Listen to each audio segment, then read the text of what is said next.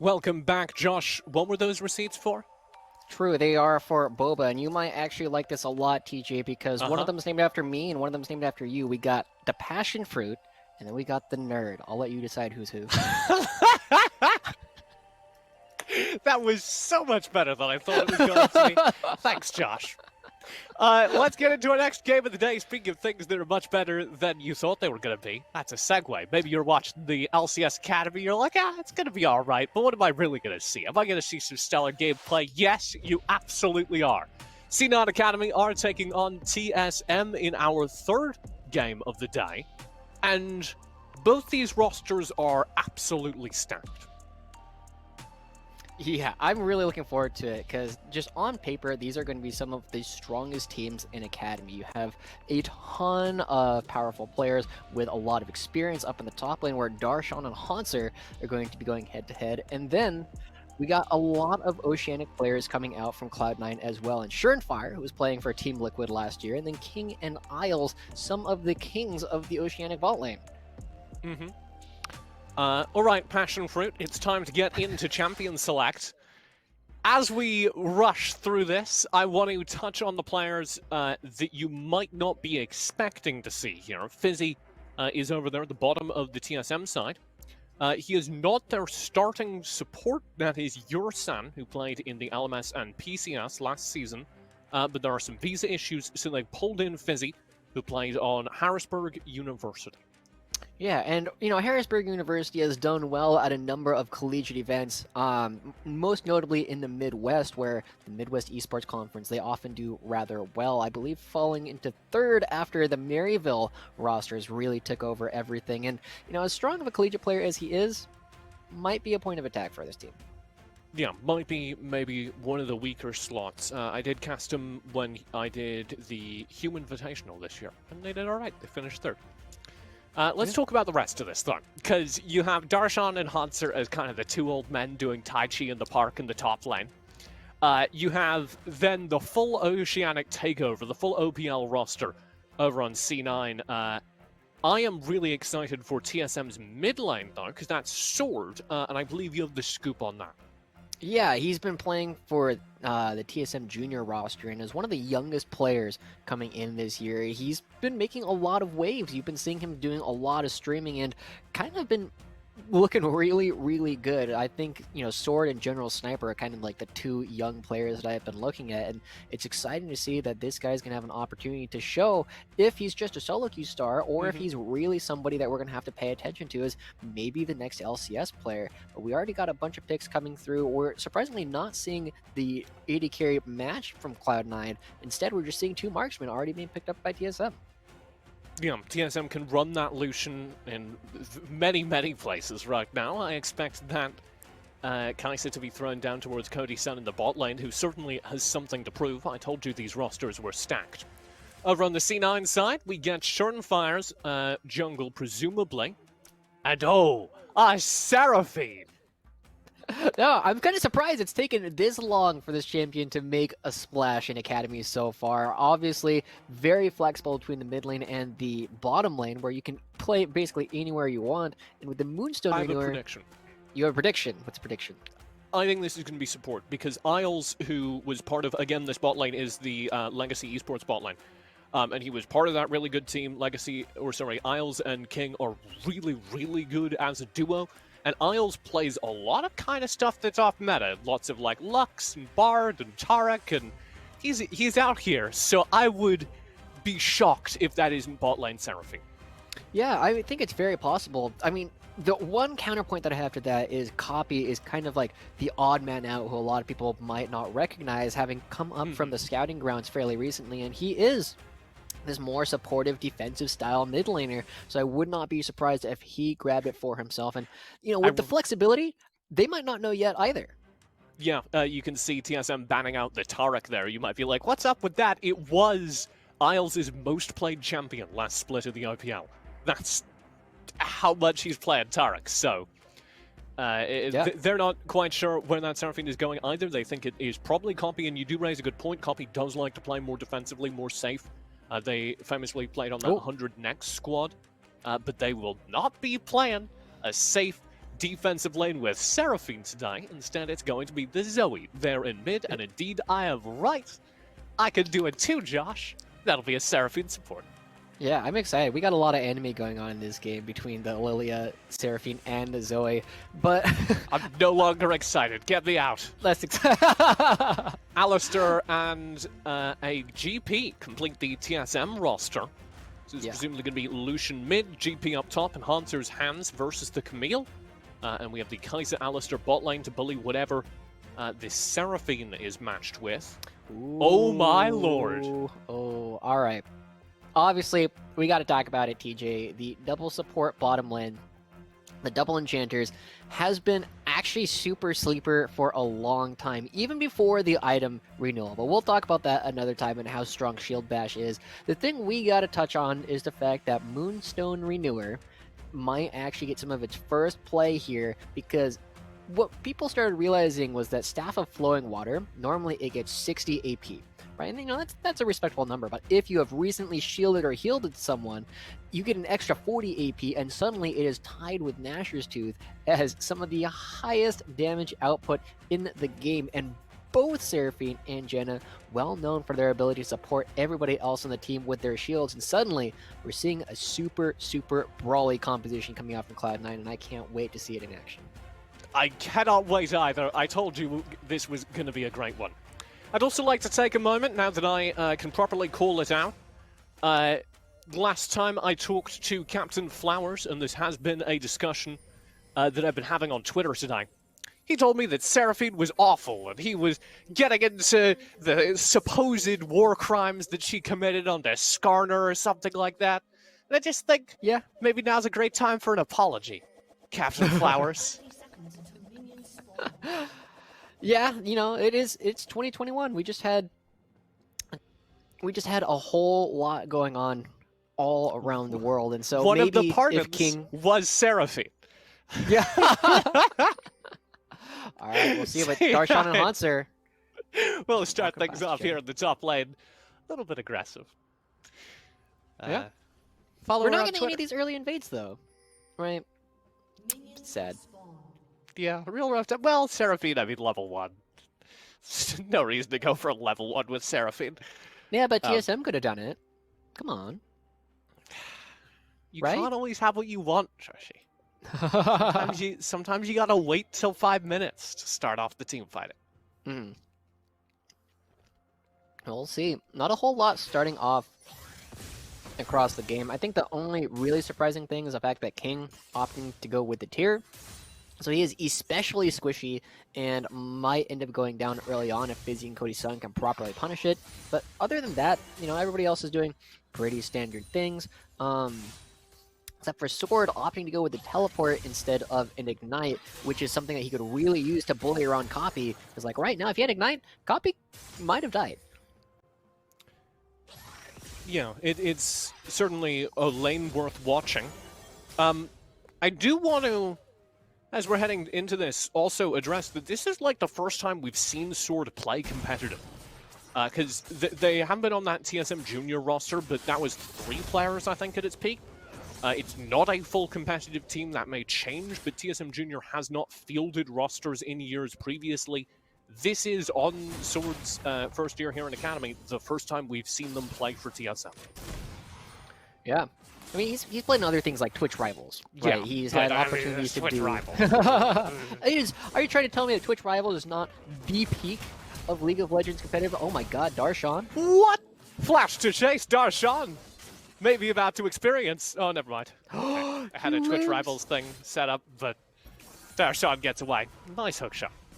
Yeah, wow. I'm actually shocked that he lived from that. Able to play around his cooldowns and the shield remarkably well, and Hanser not able to quite capitalize on it just because of how powerful most passive really is. And shockingly enough, now that there is no flashes in the top lane and no mana on Hanser, Surenfire is like, hey, let's pay a visit. Surenfire is like, I'm in. Let's see if there's anything exciting happening up here in the top lane. I've been hearing about. Lily's We'll coming. go in. Does get smoked, and as you say, there is a roam coming in, but Babip can't get into the back lines. Will this settle for Surenfire? A 1-for-1 trade. Hanser falling, Surenfire down an answer. Yeah, honestly, I really like this for TSM coming out. Look at the CS differential. Hunters might have an opportunity. He's not going to be able to crash this wave fully, so Darshan should be able to get a whole lot of it back.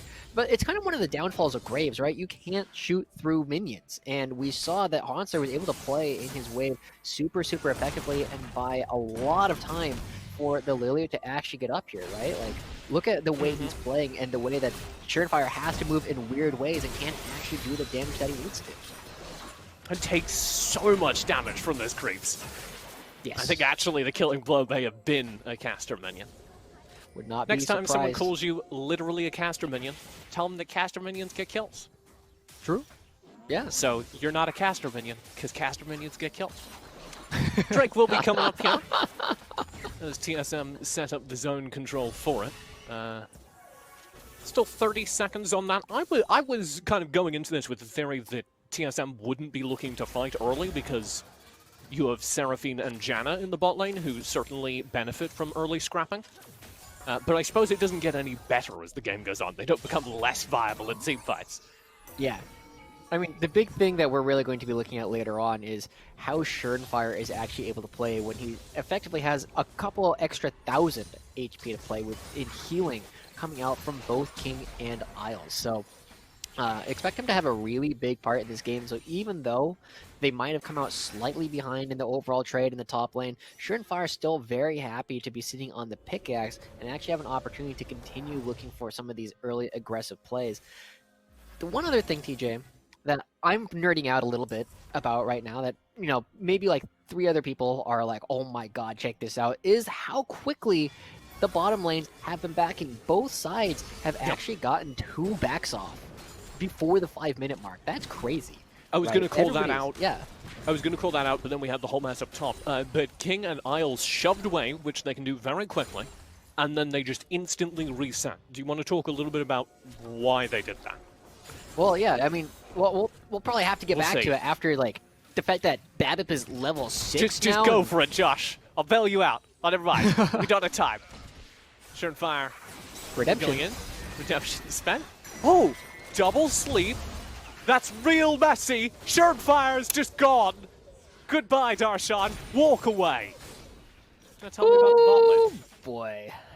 Are you sure that's what you want to hear about? We just saw like a crazy. We're not. Like, I don't want to know anything more about this. This is. Just... All right. Well, yeah. So yeah, I mean, the big thing, you already touched on it, right? King and Isles, they started with a tier. They're trying to get back to base as quickly as possible in order to reduce the deficit in items that they have. They don't have a lot of base stats, right? They're double range champions going into an Alistar. They want to be able to go buy these items and use all their mana, trade it for some health, and then just go heal up while taking away all these resources from their opponents. And they did a fantastic job at that. They are now in a spot where they can start bullying around Fizzy and Cody's son, but they did a good job at pushing things right on back and then getting their own resets, so the stat disadvantage is still favoring TSM overall. And we can see with Lilia now down here on the bottom side of the map, this Dragon, this bottom lane are now both going to become major opportunities for TSM to try and find some smaller advantages. And okay, fine, we can talk about it. After those top lane engagements, it's not looking like C9 have any hope other than this bottom lane. Yeah, BABIP has like hard read everything Surenfire wants to do. This is his second counter gank of the day, and even with those redemption coming in from Zoe, they're both level 5. They don't have access to the ultimates, they don't have flashes, they don't have ways to get away if BABIP is here, and he knew that. He knew they were going to try and punish the Hanser with no flash, and was there before the gank even happened. He was waiting there for a good like 20-30 seconds before Surenfire showed up. Yeah, just really, really well played by TSM, Yeah. really well played by Hanser and Bamba. I would also, long-range tornado, like to give a shout-out to our TD today, Dre, who waited until we finished talking about the other thing, and I said, all right, fine, we can talk about the top lane, and then we got the replays. It's really, really good production difference. Drake is up right now. Neither team has enough control to really go for it. Obviously, TSM are winning across the map, but C9 have that bastion of strength down bottom, do have the scary Seraphine bot lane. I don't think TSM really want to test their might against that just yet, at least not till Cody's son has a little bit more damage. Yeah. I mean, they're really kind of looking to be a composition that scales really hard, or excuse me, spikes really hard when everybody has their mythics. And you already see, we touched on the Moonstone Renewer. It is now currently in Babip's inventory, right? He's suddenly super strong, going to be giving a ton of extra healing to everybody else on the map whenever he is currently engaged in a fight. And it might actually give them the confidence to not necessarily go for the dragon, but to at least pick up this Rift Herald, especially since Fizzy has already started moving to the top side of the map. And it's fairly difficult for King and Isles to actually take down Cody's son in the bottom half of the map while he's there. Yeah. If you're worried that there would be any action on the bottom side of the map, and we'd get to see what the Seraphine can do, well, keep worrying, I guess, because it's not going to happen anytime soon. Rift Herald will be picked up. Zone 4 around the top side does get picked up by Bama. Drake will be traded. Yeah, so overall, Cloud9, pretty happy with this. They're actually putting a lot of gold into their bottom lane. And, well, Darshan doing Tai Chi next to his inner turret. Oh my god, kind Darshan. of already buried. He was trying to do Tai Chi in the mornings, and he, pulled something in his back. And it's not gone well. Ooh, yeah, taking some rough trades as well. Hanser will probably be able to get some good damage, but Copy and Surenfire trying to find something. Oh, it's Copy's Ghost, right? He picks it up. Zoe things. Yeah, just it has everything. Especially on the first few weeks of this season, I kept playing against Zoes who would pick up the new items, and I would just have no clue what had just happened to me. I would take astonishing amounts of AP. Yeah.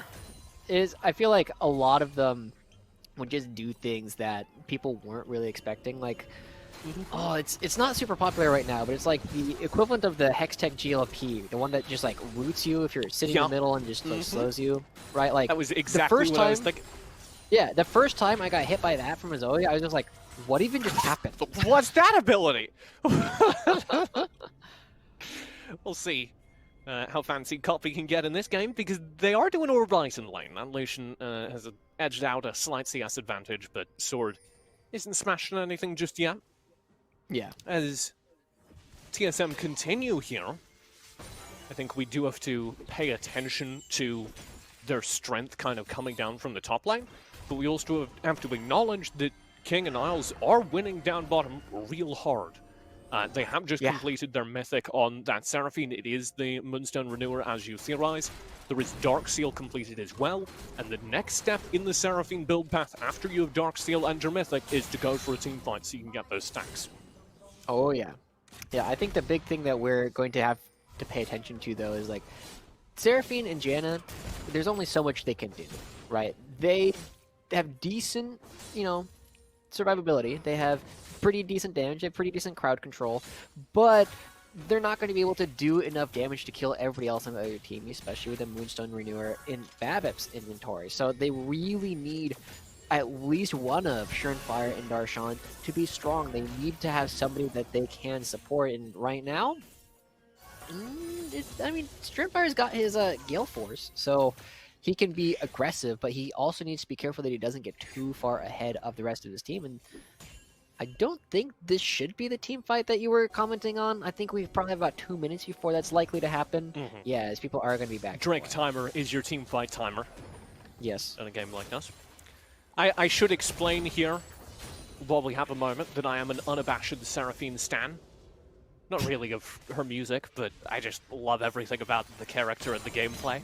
Her voice lines are particularly great because they're all variations on, if you don't like dying, don't take damage. And it's, I don't know, just it's a really fun laning experience. Would recommend. Yeah. Are you familiar with the term, not caster bias, but do you have a bias in League of Legends? Who's your favorite K-pop star? Oh, I always run into this trap when I'm casting with a new person, Josh. I don't listen to music at all. Not at all. No so music? I have no music whatsoever, so I have no preferences, unfortunately. Now, I'm just more shocked at the complete lack of, Did you just not have music in your household growing up, or is this like a No, conscious decision you made my later? mother's a music teacher. Yeah, no, just not a big like I like music. It's all right. It's not my thing. Wow. Well, we're gonna have to have a stern talking. Josh is Later. figuring out his playlists. He's going to send me one after this.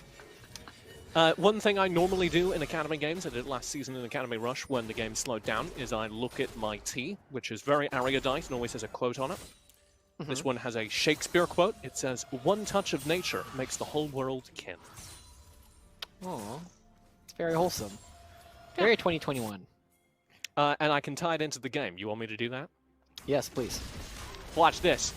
The Drake's coming up, and that's going to be the touch of nature that starts this off. Fizzy into the front line. Phase rush will be spent. 3-man sleep, and that's what you needed. Killer instinct right on in for Cody Sun. Short fire. 1 HP will fall, and Darshan's round the side with the Hex Tech ultimatum, locking Cody Sun down, but not being able to turn the fight as Sword sweeps over the wall and cleans up the bot side, though TSM have trouble up top. Hanser is in a 1v3, and King has the damage to trade down, shutting down Cody Sun, and copies on a triple, as you say. Now a 1v2 for the star mid laner, but already a great performance for C9, even in a losing team fight.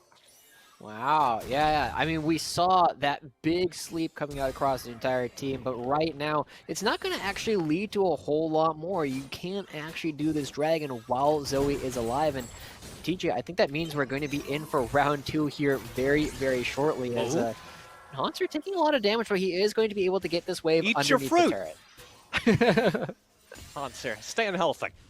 That was a huge, huge team fight for TSM as they managed to apply kind of the top lane strength.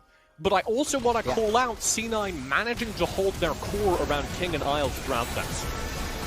Yeah, they were able to keep them alive for such a long time, even throughout the sleep.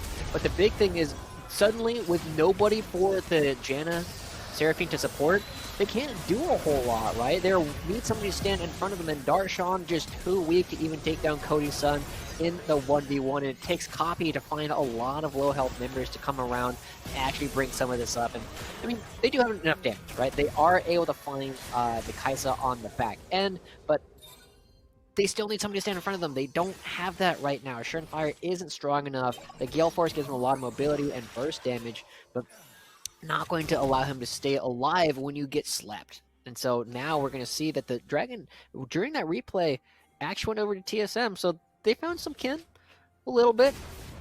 Yeah, I think first of all, there's the touch of nature. I like it. You brought it back, and I'm proud of you.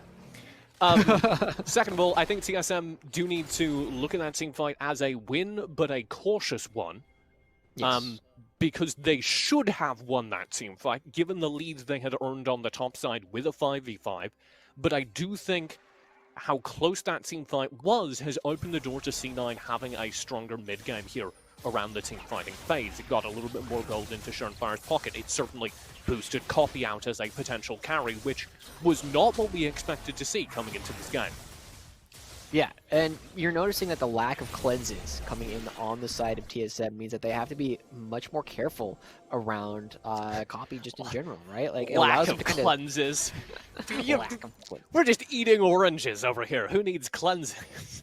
Well, unfortunately, Sword and Cody Sun don't have any oranges. They need to go back to their farmer's market to get that touch of nature. Okay, it's the Shakespeare quote again. I think the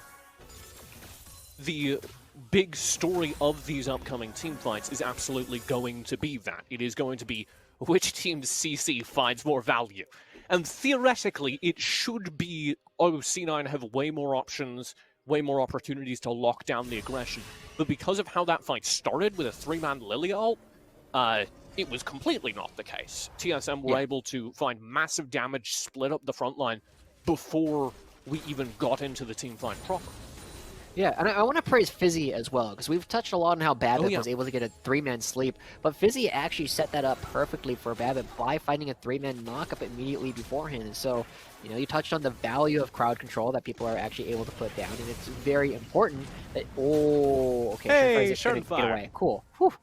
Yeah, it's very important that you actually are able to layer your crowd control properly, because Fizzy if he didn't land that 3-man knockup, it would have been a lot tougher, right? Because it's harder for Babib to get multiple people caught up all at once with his crowd control if they're not previously locked down by the one other member with crowd control.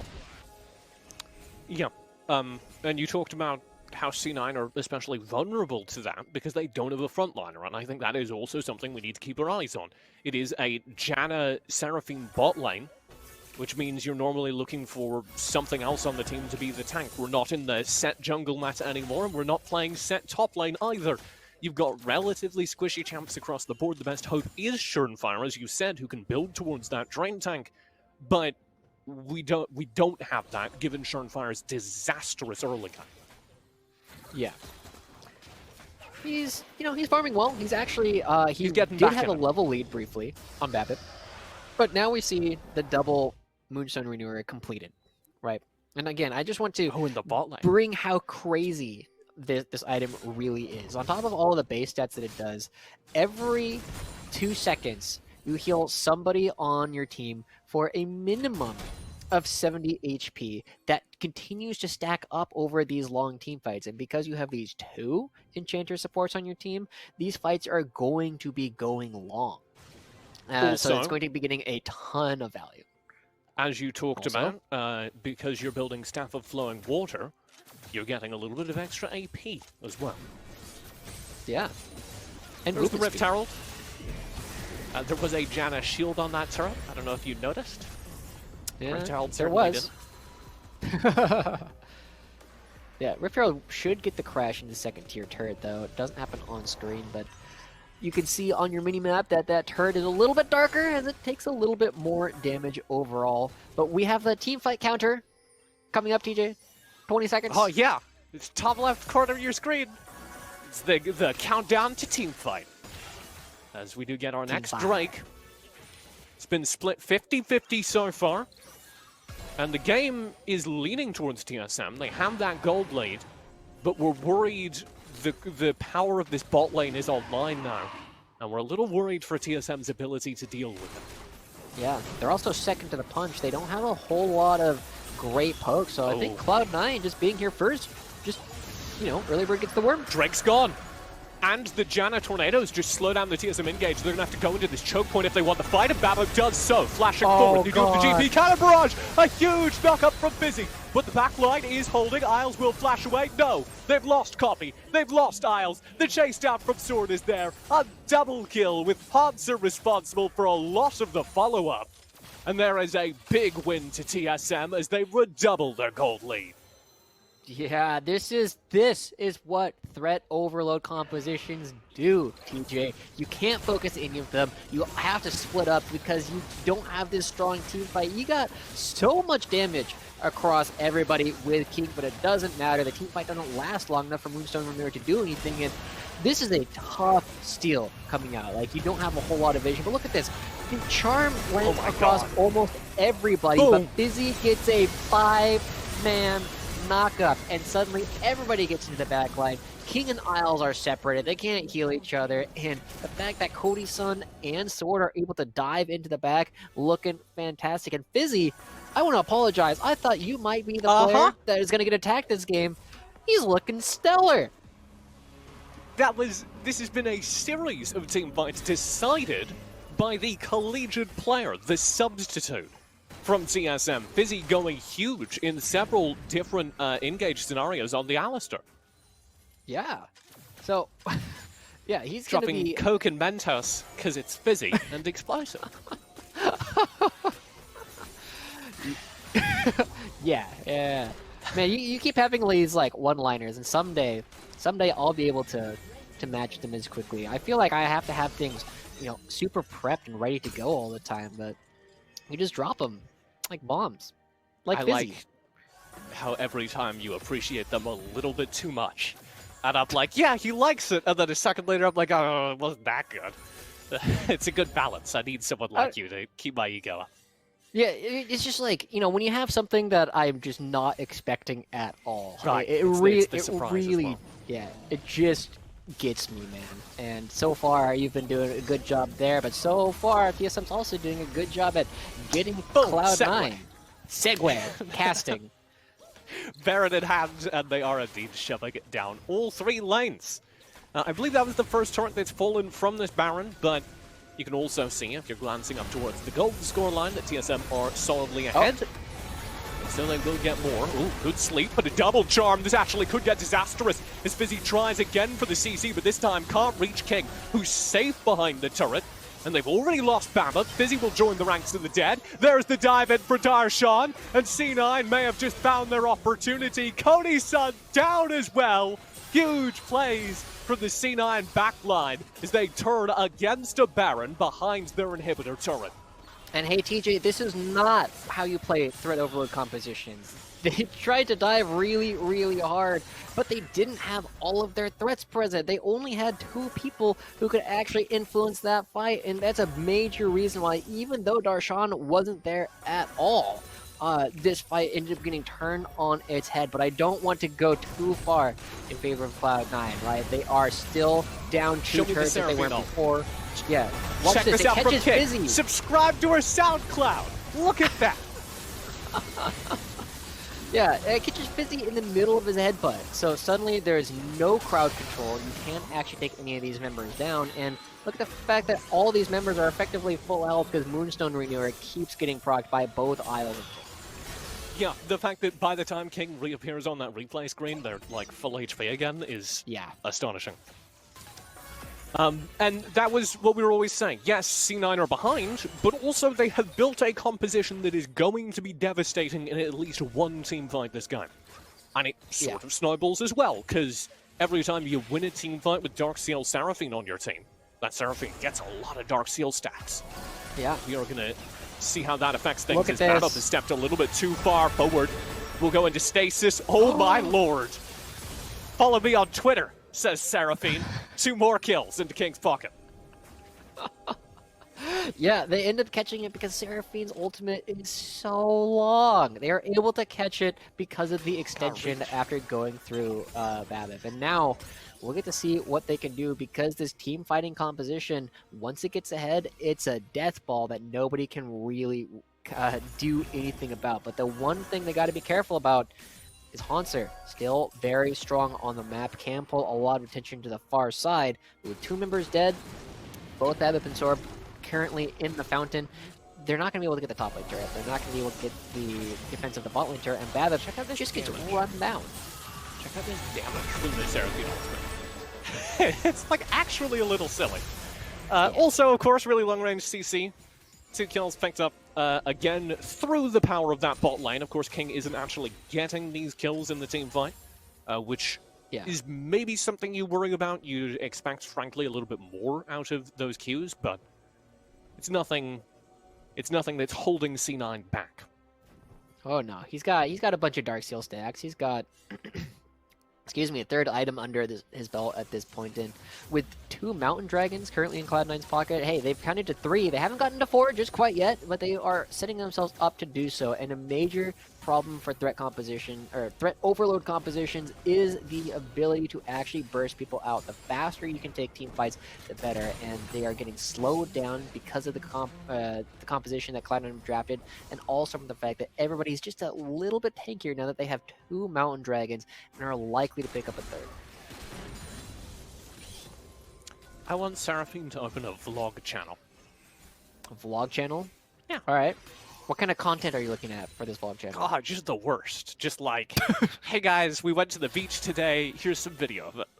Just like, completely nobody would care. You know, that kind of vlog channel where you look at it and you're like, why does this have 9 billion views? Oh, well, yeah, it's just... All right, as a vlog channel or like a TikTok? Oh, both. You've just given me great ideas. Actually, you know what we're doing? We're giving Riot great ideas. Cloud9 are almost entirely back in this game. The gold lead still leans slightly towards TSM, but it has shrunken significantly. And of course, this late into the game, Water 2000 doesn't mean nearly as much as it used to. We have our teamfight counter coming up for C9 with those Drakes, currently 3 in the bag, 1 away from Sol, and of course the Baron on the map. Yeah, we'll see. This is the scary part for Cloud9, is because they play like this death ball kind of thing, it's hard for them to move around individually in a lot of these jungles because you don't necessarily have the same kind of strength. But now, They've reconvened everybody on the map. They can try and find sieges, but the big thing that they got to be careful about is, again, the fact that both Sword and Haunter can try and split them up. They can try and pull this Death Ball apart and, you know, use the Force. Luke? Is there a Luke on this team? I don't think there is. Let's take a look. There is later today with a Luke. We do.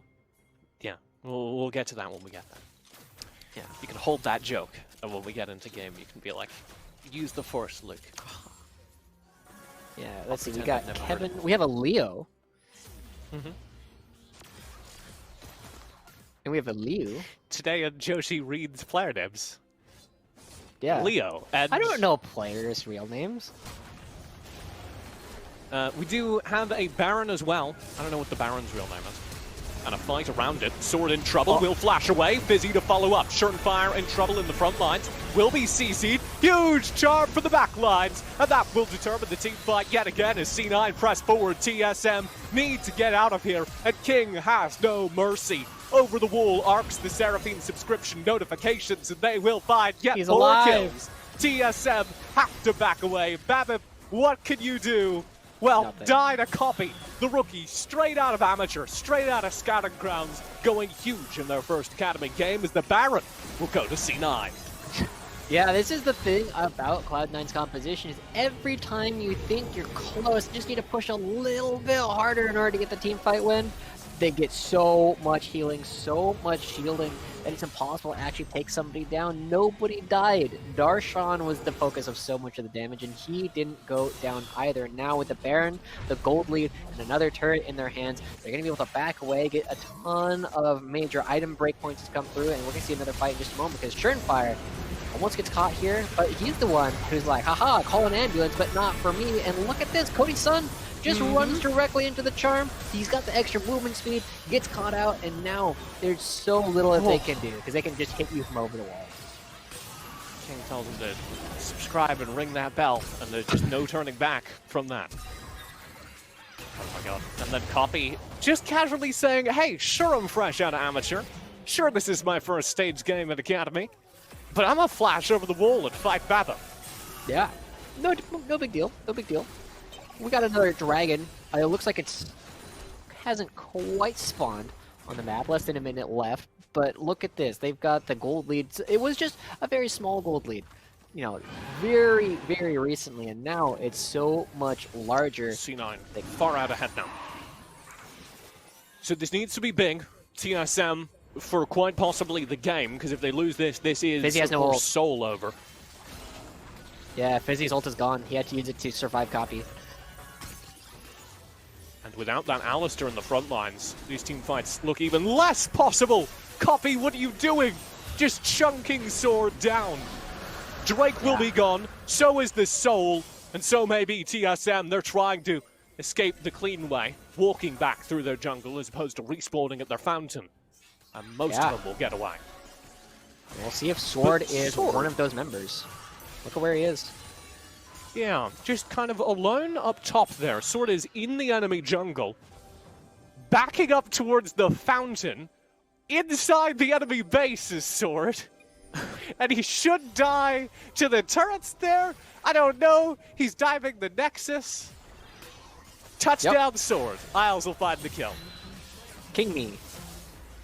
Fortunately, doesn't work quite the same way in League of Legends. And now, with everybody running around, I mean, the thing that was really good that Sword did was he cut the lane in the mid lane. It's not going to have the same kind of minion pressure coming out there, and he actually buys a decent amount of time. And despite the fact that it looked rather silly, he's actually going to pay for itself. He Actually, should be huge back plays. up by the time his inhibitor turrets are starting to come back into threat. Yeah, actually, huge play from Sword. We're Yeah. seeing the rewards of that. C9 have to go through this slower top lane, and their Baron buff is probably wearing off pretty soon. There it is. Here is Sword dying. We do get the replay of that. Yeah. Isles getting that kill. Sword, as you pointed out, Joshi, focusing entirely on clearing that minion wave.